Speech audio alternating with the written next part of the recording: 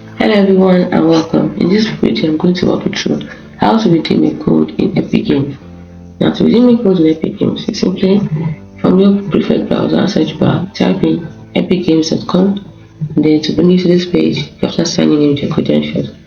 Now once you've done that, from this page, on the left hand side menu here, you go all the way down and you see redeem code.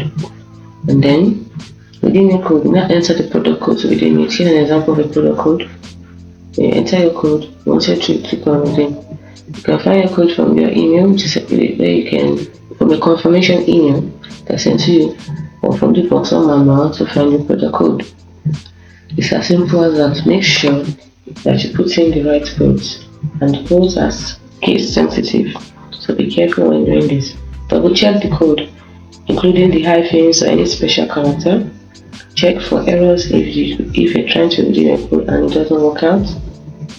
And also, if there's any problems or troubles while doing this, just simply visit the official Epic Games support website or contact their customer support. It's as simple as that. Hope you found this video helpful. If you did, like and subscribe to the channel for more.